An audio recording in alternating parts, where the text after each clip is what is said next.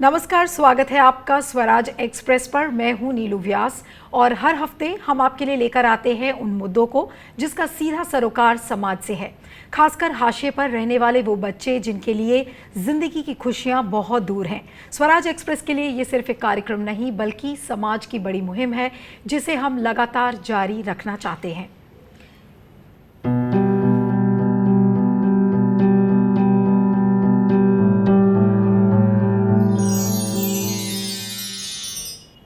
आज हम अपने इस खास कार्यक्रम में बात करेंगे कुपोषण की। देश के 2 राज्य झारखंड और उड़ीसा से आई ये रिपोर्ट। आइए आपको दिखाते हैं कि कुपोषण की हालत इन राज्यों में कैसी है। देखिए रिपोर्ट। बच्चों के विकास के लिए ये जरूरी है कि उन्हें पौष्टिक भोजन मिले, लेकिन हमारे देश के कई हिस्सों में बच्चों को पौष्टिक भोजन तो दूर पेट भर खाना नहीं मिल पाता है। इन तस्वीरों को देखिए। देश के 2 राज्यों झारखंड और ओडिशा से आई ये तस्वीरें देश में कुपोषण कितनी बुरी तरह से पैर जमा चुका है इसकी तस्दीक कर रही हैं। 13 साल की गंगा माझी हाथ में लाठी लेकर चलने को मजबूर हैं। ये कुपोषण का शिकार हैं। इनके पैरों में इतनी ताकत नहीं है कि वो बिना किसी सहारे के चल सकें। गंगा के परिवार की आर्थिक स्थिति भी इतनी मजबूत नहीं है कि उनको सही इलाज और घर में पौष्टिक खाना मिल सके। 3 साल की इस बच्ची को देखिए। कुपोषण के शिकार ये बच्ची झारखंड के पश्चिमी सिंहभूम की रहने वाली है। पौष्टिक भोजन नहीं मिलने से इस बच्ची के शरीर का सही विकास नहीं हो पा रहा है। परिवार की आर्थिक स्थिति इतनी कमजोर है कि वो इसका इलाज तक नहीं करा पा रहे हैं। कोरोना की वजह से ये परिवार सरकारी योजनाओं का फायदा भी नहीं उठा पा रहा है। बेचते हैं, बेचने का तो अभी कोरोना का चल से थोड़ा अभी नहीं हो रहा है। आप लोग खाना डेली का क्या खाना खाते हैं? पानी भात खाते हैं? नहीं, सूखा और पानी भात दोनों। आंगनबाड़ी जैसी संस्थाओं का कहना है कि जिन परिवारों की आर्थिक स्थिति ठीक है उन्हें पौष्टिक भोजन उनके जरिए दिया जाता है, लेकिन उनके पास ऐसे परिवार आते ही नहीं हैं। वहीं स्वयंसेवी संस्था एस्पायर भी ऐसे बच्चों की मदद के लिए हर संभव कोशिश कर रही है। एस्पायर का कहना है कि कुपोषित बच्चों की संख्या में हर साल इजाफा हो रहा है। सुरुतुबिड है, वो हमारे यही नामांकित है। उसको हमने बहुत बार कोशिश की है कि उसका सुधार उसका, लेकिन उसको बहुत बार हम लोग बुलाए भी। जो हम लोग को यहाँ आंगनबाड़ी में जो पोषाहार दिया जाता है उससे हमेशा वंचित रही है। उसके घर जाते तो उसको खोजते थे, हम लोग सहिका द्वारा हम लोग भेजते थे उसको बुला के लाने के लिए कि उसे ना छूटे तो वो चीज हमेशा ही वो वंचित रही है। कुपोषण किसी भी देश के विकास में सबसे बड़ा बाधक है। अगर समय रहते इसमें सुधार नहीं हुआ तो फिर आने वाले दिनों में कुपोषित बच्चों की संख्या लगातार बढ़ती जाएगी।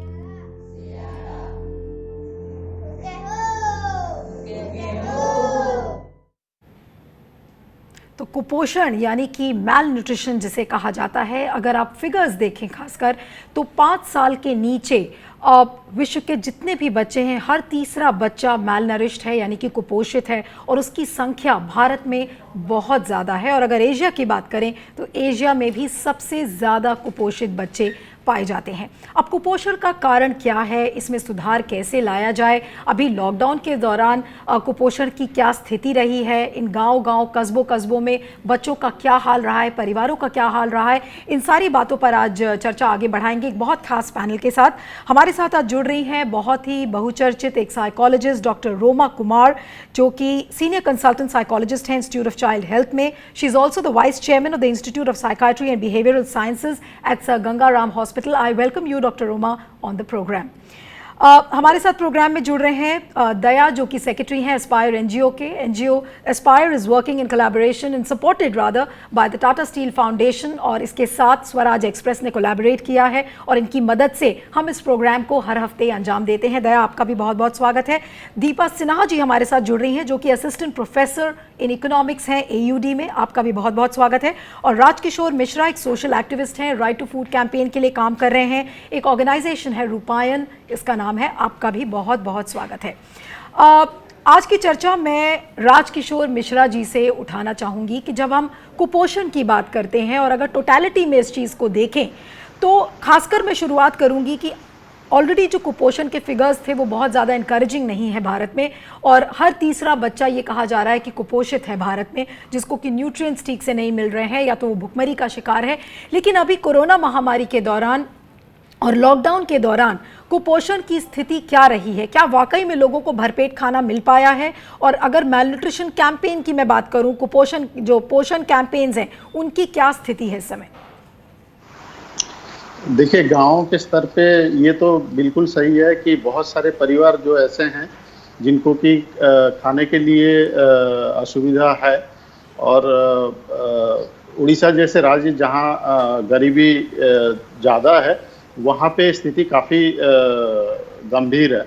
और ये भी है कि इसमें सभी लोग प्रभावित हुए हैं, लेकिन ज़्यादातर बच्चे और महिलाएं और जो बुजुर्ग हैं वो काफ़ी प्रभावित हुए हैं। अभी कुछ दिन पहले ही हम लोगों का एक सर्वे हुआ था जहाँ पे ये पता चला कि लगभग जो बुजुर्ग आदमी हैं उनमें से लगभग 13 से 15% हैं जो रात में एक वक्त का खाना उनको जुगाड़ करना मुश्किल हो रहा है। जब हम बच्चों की बात करें, देखिए जब से कोरोना हुआ है तब से तुरंत आंगनवाड़ी बंद कर दिया गया, और जितने भी आंगनवाड़ी कर्मी हैं उड़ीसा के हैं, दूसरे राज्य के हैं, तो वो लोग कोरोना संक्रमण जो है उसको कंटेन करने के लिए वो सब लगे हुए हैं। तो कहीं ना कहीं ये जो बच्चे और महिलाओं के लिए जो कार्यक्रम चल रहे थे आंगनवाड़ी के तहत, वो काफ़ी प्रभावित हुआ है। कुछ प्रदेश हैं जैसे कि उड़ीसा, वहाँ पे कहा जा रहा है कि जो टेक होम राशन है, पहले जो पका हुआ खाना आंगनवाड़ी में मिलता था वो टेक होम राशन घर में पहुंचाने का कोशिश किया जा रहा है। लेकिन ये पहले से ही एक मुद्दा है कि बहुत सारे जो गांव हैं जो जहां पहुंचना मुश्किल है, वहां पे बच्चे और महिलाओं का स्थिति पहले से ही बदतर था। तो ये और जो हमने रिपोर्ट में दिखाया राजकुमार जी, जो हमने इस रिपोर्ट में दिखाया कि किस तरह से वहां पर लोग चावल और पानी मिलाकर जो उनका खाना है उस तरीके का अगर उन्हें न्यूट्रिशन मिल रहा है तो आप सोच सकते हैं कि कितना नरिशमेंट ऐसे परिवारों को मिल रहा है। दीपा जी, आपसे जानना चाहूंगी, आप भी राइट टू फूड के लिए काम कर रही हैं, जो मेल नरिशमेंट है और जो मेल न्यूट्रिशन है, इसकी प्रॉब्लम इतनी ज़्यादा पैमाने पर क्यों है? पोषण कैंपेन नरेंद्र मोदी की सरकार ने लॉन्च किया था, एक बहुत ही ज़्यादा पॉलिटिकली मोटिवेटेड कैंपेन था, और जिसे कहा गया कि जो कुपोषण की जो हालत है बिल्कुल ऐसा लगता है कि ये वन स्टॉप कैंपेन है जिससे कि मेल न्यूट्रिशन हट जाएगा। 2018 का है, बहुत ज़्यादा पुराना नहीं है, लेकिन इसके पहले भी सरकारों ने इस पर काफ़ी काम किया है। लेकिन जिस तरह से लोगों की संख्या बढ़ रही है मेल नरिशमेंट की, और जो मेल नरिश्ड बच्चे हैं उनकी संख्या जिस तरह से बढ़ रही है, तो आपको लग रहा है कि जो गवर्नमेंट के टारगेटेड प्रोग्राम्स हैं वो क्या सही तरीके से चल रहे हैं? जी, पहले हम अगर मेल न्यूट्रिशन होता क्यों है, कुपोषण क्यों होता है, उसको अगर हम लोग समझ लें, एक तो बहुत इम्पोर्टेंट कारण होता है कि जितना खाना और सही तरीके का खाना जो मिलना होता है, खास करके छोटे बच्चों को, वो अगर सही समय पर सही पौष्टिक आहार नहीं मिले तो उससे कुपोषण होती है। उसके साथ साथ बीमारियों से भी कुपोषण होती है। तो जो मलेरिया, डायरिया, निमोनिया वगैरह, इन बीमारियों से भी कुपोषण फैलती है। इसीलिए हम कहते हैं कि अगर कुपोषण को हटाना हो तो एक तरफ खाना सही मिलना चाहिए और दूसरे तरफ स्वास्थ्य सेवाएं, सफाई वगैरह भी ठीक होना चाहिए। अब अगर खाने का भी, लेकिन खाना ऑफ कोर्स मोस्ट इम्पोर्टेंट है, उसका अगर हम लोग देख लें, नेशनल फैमिली हेल्थ सर्वे का 2016 का जो आंकड़ा है वो हमें बताता है कि हमारे देश में जो 2 साल से कम उम्र के बच्चे हैं उनमें से औसत नेशनल एवरेज है कि सिर्फ 10% बच्चों को जो WHO रेकमेंडेड डाइट है कि दिन में 4 से 5 बार उनको फीडिंग हो और अलग अलग फूड ग्रुप्स का खाना मिले, वो सिर्फ 10% को मिलता है।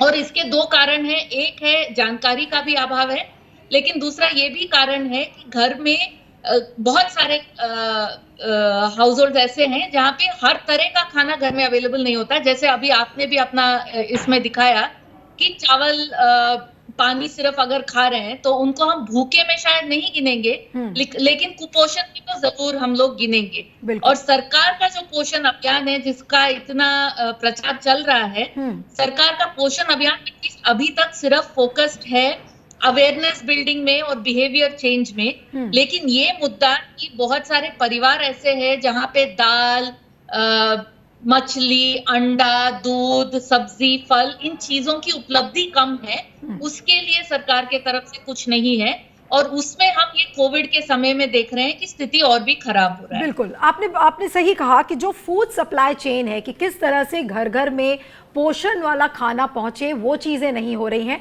और जो पोषण कैंपेन है मोदी सरकार द्वारा जो चलाया गया था, उसकी शुरुआत जो हुई है वो अभी बिहेवियर और एटीट्यूडनल चेंज पर ज़्यादा आधारित है।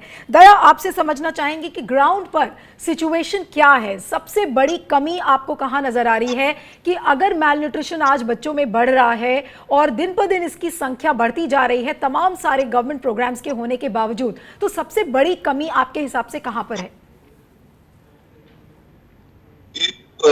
जैसे दीपा और कई लोगों ने उठाया कि कुछ तो फूड सिक्योरिटी का मसला तो है ही, फूड स्कैर्सिटी का, और खासकर जो रिमोट एरियाज है वहाँ आंगनबाड़ी के कार्यक्रम भी नहीं ठीक से चलते हैं। कोरोना में तो जो इस कोविड के काल में तो जो परिस्थितियां और विषम हुई है उसकी चर्चा की। हमने 2-3 चीजें देखी है बहुत साफ बच्चों के बीच। एक तो माल न्यूट्रिशन बहुत एक्सट्रीम किस्म का जिसमें बच्चों की मौत भी होती है, ऐसी भी है इंटीरियर एरिया में। बट स्टैंडर्ड ग्रोथ तो इतना ज्यादा है कि यदि आप बच्चों से पूछे वहां कि आपकी उम्र कितनी है और जब उनका आप ऊंचाई देखे, उनकी शरीर की देखे, तो बहुत साफ दिखता है कि ज्यादातर होता है बच्चे उनका ग्रोथ स्टैंडर्ड है और वो दिखता है। जो फूड की अवेलेबिलिटी के साथ साथ जो दीपा ने उठाया, हाइजीन का मसला भी है, हेल्थ का मसला भी है और समझ का मसला भी है, और माँ बाप के पास समय भी हो कि बच्चों की देखभाल कर सके। जो माँ बाप दोनों मजदूरी करते हैं उनके लिए ये करना एक ट्रांजिशन का भी है। हमने देखा कि इन बच्चों को ये पखाड़ू भात बोलते हैं इसको, ये फर्मेंटेड राइस है जिसमें पानी डाल के नमक डाल के खाते हैं, ये इनका डाइट है। और दाल, हमारा अपना अनुभव है कि हमने पहली बार जब मैं जाके उड़ीसा के और झारखंड के इलाकों में तो हमने बच्चों का चिल्ड्रन फेस्टिवल किया था, उनके लिए जो दाल, तो मैंने देखा दाल को बच्चे चटनी की तरह लीक कर रहे थे, चाट के खा रहे थे, उनके जीवन में दाल नहीं है, दूध नहीं पीते ट्राइबल्स। दूसरा जो इनका ट्रांजिशन हुआ है, जब जंगलों में तो रिस्ट्रिक्शन से बहुत शिकार बंद है, इनके लिए जंगल प्रोड्यूस पे भी बहुत ज्यादा निर्भरता थी, वो खत्म हुई। और ये ट्रांजिशन में इनके लिए जो नए स्किल्स है वो भी नहीं, वो भी मसला है। इनके नए स्किल्स नहीं है, खेती करने की बहुत ही स्किल्स नहीं है, मार्मिक दूसरे जो तरह एक के स्किल्स डिस्क्रिप्शन नहीं है। आपने दया बताया कि किस तरह से बच्चे जो ट्राइबल इलाकों में हैं, अगर उन्हें जाकर दाल दी जाती है तो वो दाल को लिक करते हैं, ऐसा लगता है कि उनको पूरा खाना नहीं मिल रहा है। ये अपने आप में ही एक पूरी पिक्चर को बयान करता है कि भारत में कैसी स्थिति है। लेकिन अगर बच्चों के ओवरऑल डेवलपमेंट की बात करें, डॉक्टर रोमा, मैं आपके पास आऊँगी कि बच्चों का ओवरऑल डेवलपमेंट हो, चाहे इमोशनल डेवलपमेंट हो, ये सारी चीज़ें उनकी खुशियों से जुड़ी हुई हैं कि उन बच्चों की ज़िंदगी में खुशियाँ कैसे लाया जाए। तो एक जो मैलनरिश्ड बच्चा है, अगर उसकी मेंटल हेल्थ की अगर मैं आपसे बात करूं तो उसे आप कैसे देखेंगी, कैसे समझाएंगी लोगों को? फिजिकली तो बच्चे डेफिनेटली अफेक्टेड हो गए क्योंकि खाना उनको वो पोषण नहीं मिल रहा, लेकिन जो मानसिक रूप से इन पे जो असर आता है, जो कॉग्निटिव डेवलपमेंट में जो बुद्धि पे आता है असर, वो तो लंबा चलेगा, पूरे जीवन चलेगा। और ये डेफिशिएंसी के कारण इनके पास इमोशनल इंस्टेबिलिटी भी हो जाती है और इसके कारण सोशल रिस्पॉन्सिवनेस उसमें भी असर आता है, लैक ऑफ इंटरेस्ट इन बाकी जो एनवायरनमेंट की जो भी वातावरण की चीज़ें उनमें इंटरेस्ट कम आता है, और इनएडिक्वेट जो इमोशनल डेवलपमेंट है, मतलब जो भावनाएं हैं वो उनमें प्रॉब्लम आती है और खास करके स्कूल की पढ़ाई में इनको दिक्कत आती है। सो मैलन्यूट्रिशन के कारण जो फ्यूचर में है, स्ट्रेस, एंजाइटी, डिप्रेशन, इरिटेबिलिटी, ये इस तरह की बहुत ज़्यादा झुंझलाहट होना, उत्तेजित हो जाना या अपना ध्यान एकाग्रित नहीं कर पाना, नींद ढंग से नहीं आना, तो इन सब चीज़ों पे इनका काफ़ी ज़्यादा मूड पे काफ़ी असर रहता है। तो आपने जैसा बताया कि उनका जो कॉग्निटिव डेवलपमेंट है और ओवरऑल डेवलपमेंट की अगर हम बात करें तो बच्चे को मूड स्विंग्स हो सकते हैं, एंग्जाइटी हो सकती है, और इन सारी चीज़ों से पढ़ाई में मन ना लगना, ये सारी चीज़ें एक बात को की ओर इशारा करती हैं कि जो बच्चे का ओवरऑल डेवलपमेंट है अगर वो कुपोषित रहेगा तो कहीं ना कहीं वो ओवरऑल डेवलपमेंट भी अफेक्ट होता है। वक्त तो चला है एक ब्रेक का। ब्रेक के पार इन सारे पैनलिस्ट से जानने की कोशिश करेंगे कि अब आगे की रणनीति मैल न्यूट्रिशन को यानी कि कुपोषण को फाइट आउट करने में क्या होनी चाहिए। बने रहिएगा आप स्वराज एक्सप्रेस के साथ।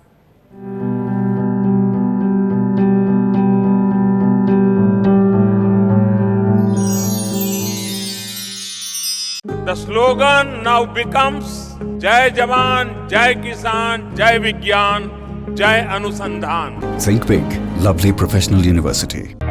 सपने सच तब होंगे जब आप सपने दिखना शुरू करेंगे। ये शब्द हैं उस शख्सियत के जिसके सपनों ने दी इस देश को एक नई उड़ान, डॉक्टर APJ अब्दुल कलाम। और ऐसे ही हर स्टूडेंट के सपने पूरे करेंगे हम, under best guidance of expert faculty team. Admission open in science and technology, humanities, social science, arts and sports. Doctor APJ Abdul Kalam university, Indore.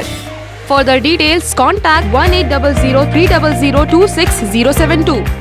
SRK University, not just a name, but a gate to your success. Extraordinary placements, expert faculty, advanced infrastructure. SRK University, excellent education, modern learning. Courses offered: engineering, MBA, pharmacy, agriculture, dental, homeopathy, nursing, law, BSc, MSc, BCom, MCA, and many more. SRK University, where education becomes better.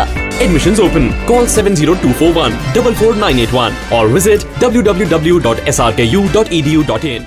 Stream कोई भी हो, best career option के लिए है Bhabha university. Best faculty, world class infrastructure, scholarships, high tech labs, 27 acre of lush green campus, hostel facility. Admissions open for engineering, pharmacy, dental, computer application, management and agriculture. Bhabha university at Hoshangabad road, Bhopal. Call 9165025500.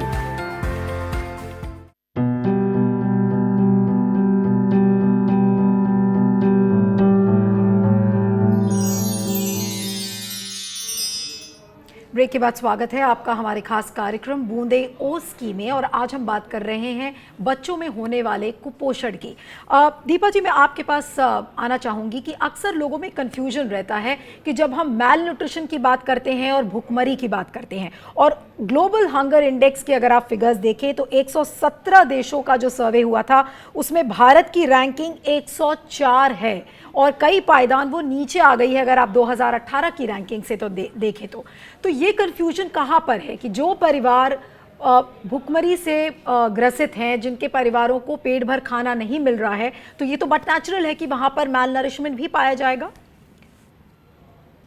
ये बिल्कुल सही है कि जहाँ पे खाने का कमी है वहाँ पे मैल न्यूट्रिशन पाया जाएगा, लेकिन कुपोषण ऐसे परिवारों में भी दिखता है जो ऊपरी सुपरफिशियली हम लोग देखें तो लगता है कि खाना तो मिलता है, जैसे अभी हम लोगों ने बात किया कि जो भी मिल रहा है वो खा रहे हैं लोग।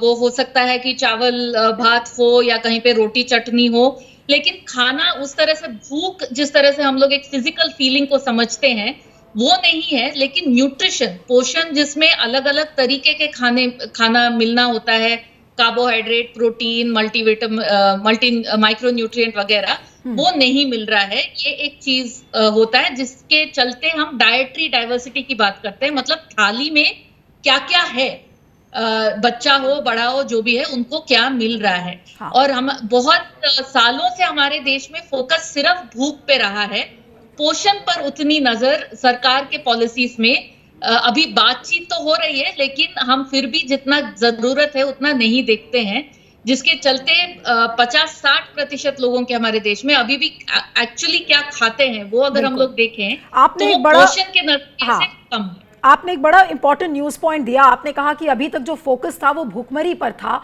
और न्यूट्रिशन पे यानी कि नरिशमेंट पे सरकार की पॉलिसीज नहीं रही हैं।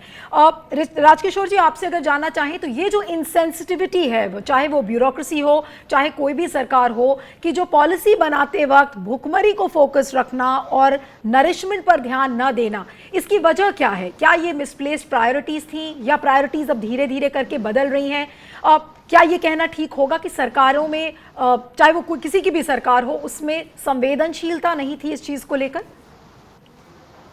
देखिए, ये जैसे उड़ीसा, झारखंड कहें या दूसरे राज्य कहें, जहाँ पे भूखमरी एक बड़ी मुद्दा है, पहले से भी है, अभी भी है, कि अभी भी अगर आप न्यूज़ उठाएं तो 5 दिन में 10 दिन में कोई ना कोई केस मिलता है जहाँ पे भूखमरी की स्थिति या भूखमरी से किसी की मौत की खबर आती रहती है। तो वो डेफिनेटली एक प्रायोरिटी है। लेकिन जो जैसे दीपा जी बता रहे थे कि न्यूट्रिशन पे जो फोकस होना चाहिए वो धीरे धीरे आ रहे थे। जैसे उड़ीसा जैसे राज्य है वहाँ पे कुछ फोकस बदल रहे थे, लेकिन ये कोरोना के समय में ये फोकस बिल्कुल हट गया है। और मुझे लगता है कि अभी अगर हम लोग उसमें फोकस नहीं रखेंगे तो बाद में ये स्थिति जो है और भी बुरी स्थिति में आ जाएंगे हम लोग, जब महिला और बच्चों की बात करते हैं। आपने कहा कि तो वो है, दूसरा है बोलिए। कि हमको ये मानना पड़ेगा कि ये जो स्थिति है उसमें पहले कहा जाता था कि जो न्यूट्रिशन कहें या फूड अवेलेबिलिटी कहें वो दोनों समाज और सरकार दोनों की जिम्मेदारी में आते थे। लेकिन अभी जो स्थिति है उसमें लगता है कि सरकार की तरफ से पहल होना बहुत जरूरी है और प्रायोरिटी सरकार का यहाँ पे ज्यादा होना चाहिए। ओके, तो सरकार की प्रायोरिटी होनी चाहिए, सरकार की प्रायोरिटी होनी चाहिए, लेकिन वो है नहीं और कोरोना के चलते ये चीजें और खराब हो गई हैं। दया, ग्राउंड सिचुएशन पे अगर मैं बात करूं, जैसे स्कूलों में मिड डे मील स्कीम अगर आप देखें जो चलाई गई थी, मिड डे मील स्कीम्स के जरिए लोगों को अंडा और बाकी जो न्यूट्रिएंट्स थे वो स्कूली बच्चों को देने की कोशिश की जा रही थी। अब स्कूल्स बंद हो चुके हैं, इस समय online classes most of the schools में चल रही हैं। तो इस समय जो गाँव की स्थिति है और बच्चों को जो न्यूट्रिएंट्स मिलने चाहिए वो जाहिर सी बात है कि इस समय नहीं मिल रही है। तो आपकी जैसे एनजीओ है, आप लोग इस समय कैसे इंटरवीन कर रहे हैं? बच्चों को कुछ राशन तो मिल रहा है उनके घरों में, उड़ीसा में खास करके और झारखंड में भी ये हो रहा है। लेकिन मैं समझता हूँ कि सिर्फ मिड डे मील नहीं, जो आईसीडीएस का स्ट्रक्चर है सबसे ज्यादा इम्पोर्टेंट स्ट्रक्चर है। और हमने 200 आईसीडीएस के साथ काम किया और अभी भी हम उसको यूनिवर्सलाइज कर रहे थे कि हम कम से कम 5000 आईसीडीएस के साथ करें। तो मैं आपको अनुभव बताऊं कि कुछ इलाके हैं जो छूट जाते हैं और नीचे जो सप्लाई का जो पूरा चेन है या बच्चों की जो भागीदारी है या जो आईसीडीएस का पूरा मैनेजमेंट का स्ट्रक्चर है उसमें नीचे से काफी मजबूती करने की जरूरत है। और जब हुआ है, जैसे आप आईसीडीएस सेंटर में जाएंगे तो बच्चों के हाथ धोने की सुविधा नहीं है, थोड़े से सोप हो, लिक्विड हो। तो हम लोगों ने यही प्रयोग किया कि कैसे इंश्योर करें कि हर बच्चे को, मैं बताऊं उड़ीसा जैसे राज्य में 2 मील मिलता है, अंडा हर रोज मिलता है बच्चों को। और जो एक्स्ट्रा जिसका माल न्यूट्रिशन का ज्यादा प्रॉब्लम है, एक्सट्रीम है, उसके लिए अलग से डाइट भी मिलता है। तो कागज पर ये प्रावधान है, लेकिन नीचे तक वो सही सलामत ढंग से चल पाए, वो ऐसा लागू हो जाए, इसके लिए वहाँ की जो कमेटी है तो जो नीचे प्रॉब्लम है दया, जो नीचे के लेवल पर प्रॉब्लम है, वो प्रॉब्लम क्यों है? Is it because of the lack of awareness? Is it because of the lack of manpower? Is it because of the lack of the targeted policies for the rural areas? इसको आप कैसे देखेंगे? Lack of it's a poor management. हमने कमेटियां तो बना दी है कागज पर, बट उन कमेटियों को जिस तरह से ट्रेन करना है, सक्रिय करना है, उनकी हैंड होल्डिंग करना है। और हमने 200 आईसीडीएस में करके देखा है, कई चीजों सप्लाई की भी प्रॉब्लम है। इससे मैं बताऊं, वहाँ हाथ धोने के लिए कोई सुविधा नहीं है, ना पानी है ना तो हाथ धोने के लिए। तो हमने लिक्विड सोप सप्लाई किया, लेकिन हमने देखा कि सारे बच्चे फिर आना शुरू करते हैं यदि आप आईसीडीएस को ढंग से चलाते। तो ये मैं लगातार कह रहा हूँ, चाहे शिक्षा का सवाल हो, चाहे आईसीडीएस का सवाल हो, नीचे से जो कागज पर हमने कमेटियां बनाए, माता समिति है, मदर्स की कमेटी है, लेकिन उनको कोई ट्रेन नहीं किया, कोई समझाया नहीं, उनको कभी कोई हिस्सेदारी के लिए तैयार नहीं। आप इनको तैयार करें, इनको टीचर्स के साथ भी काम करें, आंगनवाड़ी कार्यकर्ता के, सुधर सकता है स्थिति। और ये सिर्फ प्रोविजन का नहीं है, प्रोविजन के साथ साथ उसमें उसको इम्प्लीमेंट करने का है। बिल्कुल। और उसके कई गैप्स है अभी तक।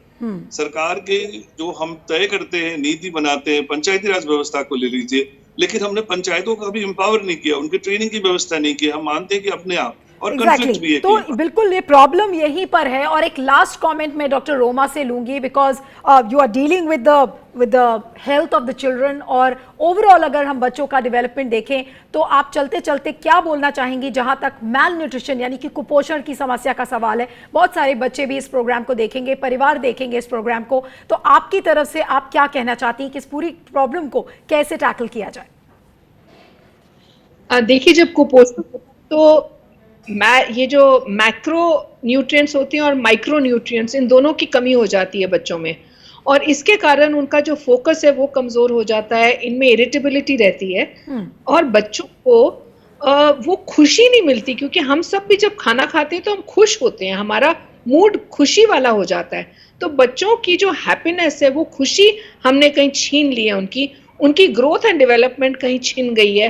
तो वो जो कर सकते हैं, वो जो अचीव कर सकते हैं, वो नहीं हो पा रहा। तो आई थिंक हमने सिर्फ फिजिकल डेवलपमेंट पे नहीं ध्यान देना, हमने इमोशनल एंड मेंटल हेल्थ पे भी ध्यान देना है, क्योंकि खाना हर एरिया ऑफ दी बॉडी पे अफेक्ट करता है। बिल्कुल, आपने कहा कि बच्चों की खुशियां ऐसा लग रहा है कि छिन गई हैं क्योंकि उन्हें खाना ठीक से नहीं मिल रहा है, ठीक से पोषण नहीं मिल रहा है। लेकिन जैसा बाकी सारे पैनलिस्ट ने बोला कि जितनी भी हमारी नीतियां हैं वो सिर्फ कागज पर हैं, लेकिन हम छोटे छोटे लेवल पर भी वहां पर लोगों को एम्पावर नहीं कर पा रहे हैं। अब इसमें यह कहना कि सरकार की गलती है, जी हाँ, सरकार की तरफ से बहुत सारी कमियां रही हैं। एम्पावर नहीं किया गया, पर्सनल्स को ट्रेन नहीं किया गया, सारी पॉलिसीज वो कागज पर हैं। और जैसा कि दीपा ने कहा कि हमारा जो पूरा फोकस था वो सिर्फ भुखमरी पर था, हमने नरिशमेंट पर कभी ध्यान ही नहीं दिया।